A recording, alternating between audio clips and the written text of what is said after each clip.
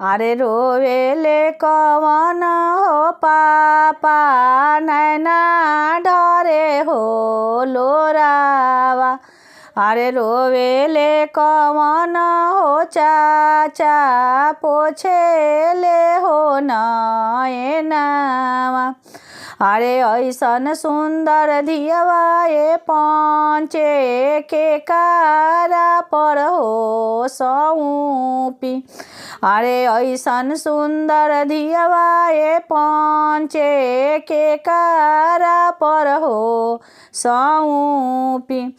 अरे हंसेले कवन हो समाधि मुहे खाले हो पानावा। अरे हंसेले दशरथ हो समाधि मुहे खाले हो पानावा। अरे ऐसन सुंदर धियवा ये समाधि हमारा पर हो सौंपी। अरे ऐसन सुंदर धियवा ये समाधि हमारा पर हो सौंपी।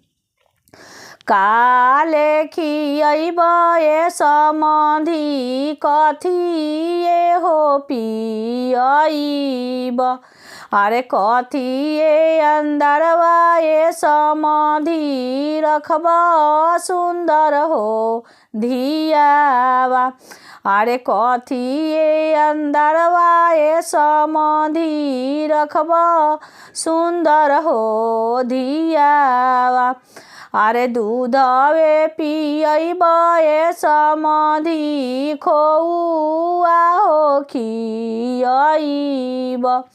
अरे दूधावा पियब ये समाधि खोउआ हो खियब। अरे पर्दा भीतर रखब ये समाधि ऐसन सुंदर हो धियावा। अरे चौकट भीतर रखब ये समाधि ऐसन सुंदर हो धियावा।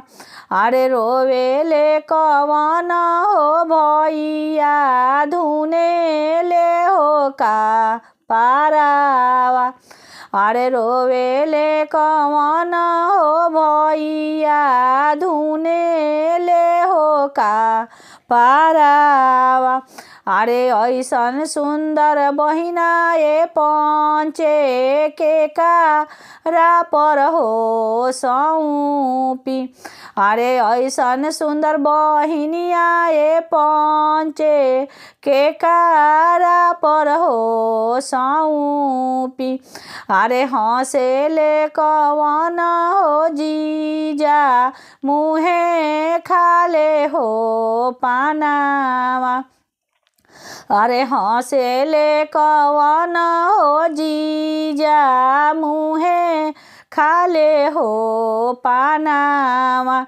अरे ऐसन सुंदर बहिनिया ये सरऊ हमारा पर हो सौंपी। अरे ऐसन सुंदर बहिनिया ये सरऊ हमारा पर हो सौंपी। अरे खाले खियब हो जीजा कथी ये हो पियब। अरे कथिए खियब हो जीजा कथिए हो पियब। अरे कथिए अंदरवा हो जीजा रखब सुंदर बहिनिया। अरे कथिए अंदरवा ये जीजा रखब सुंदर बहिनिया। अरे खोउए खियब हो सरऊ दूधावा हो पियब।